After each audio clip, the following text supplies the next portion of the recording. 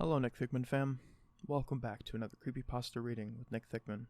Today the Creepypasta that we'll be reading is called The Green Smiling Man.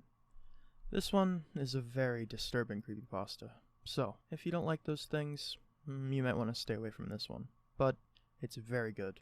So without further ado, sit back, relax, don't forget to like and subscribe, and let's start the reading.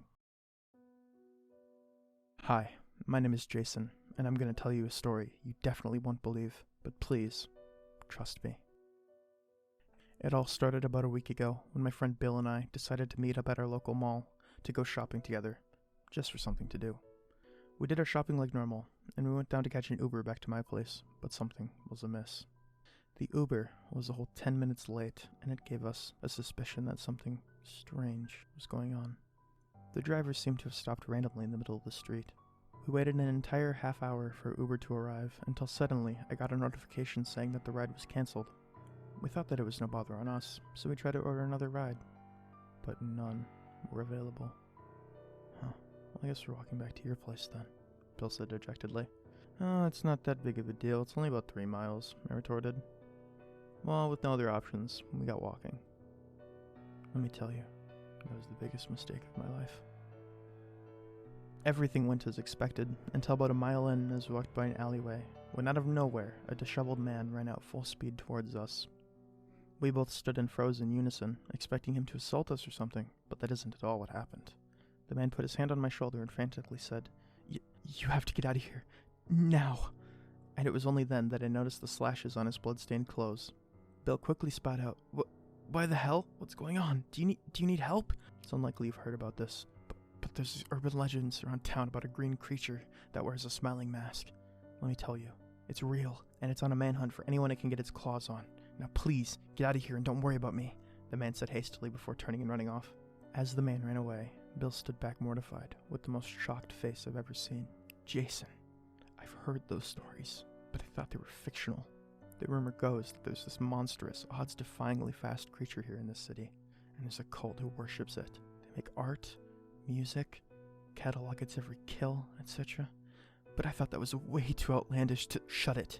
That man was clearly injured, and I don't think it would ever hurt him as far. We have to go now, I whisper shouted as I grabbed Bill's hand and ran down the street to the fastest of my ability.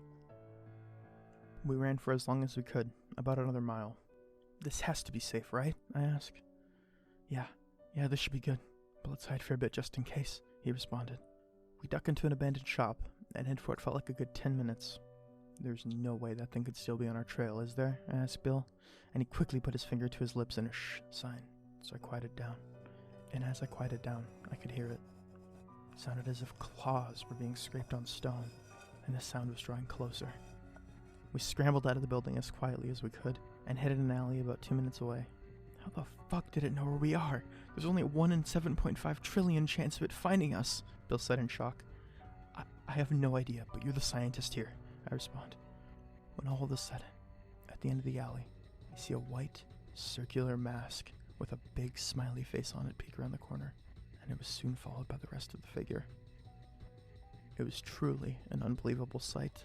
A 9-foot-tall, lanky, hunched-over green figure with massive bloodied claws on both its hands and feet, and on the face of the creature was that cartoonish smiling mask. Bill screamed out, You! I had a dream about you every night for the past month, and so I looked into you. But I thought you were just a fictional character. Am I going crazy? Until suddenly, the creature speed ran over to Bill and quickly bisected him with his claws. Blood splattered everywhere. It was absolutely horrific. But it was then I saw something I could not explain. The green smiling man took a strange blue pearl out of Bill's corpse. I wasn't sure if I was hallucinating or not, but it was then that the green smiling man looked over at me and quickly ran off as if he got what he was looking for. To this day, I still could not explain what happened. With no other thought in my head, I called the police and said a strange green creature just killed my best friend. They said they couldn't have anyone there in any reasonable amount of time as the lines were clogged up with calls in similar situations.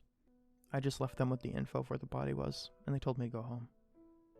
I reluctantly walked home after kneeling over Bill and crying for a while. I have no idea how I could lose my favorite science guy friend. And what was that pearl-like object the green smiling man took from him?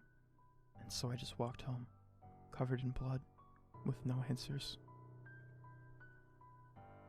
It seems the green smiling man has moved on from our city after speedrunning all through the town with his odds-defying luck of finding us. The aftermath of all of the killings and sightings left it as the trending topic of the town. I still haven't gotten justice to this day, and I still have to deal with its cult worshippers once in a while. I feel like I could never escape it. I just wish it was all a dream.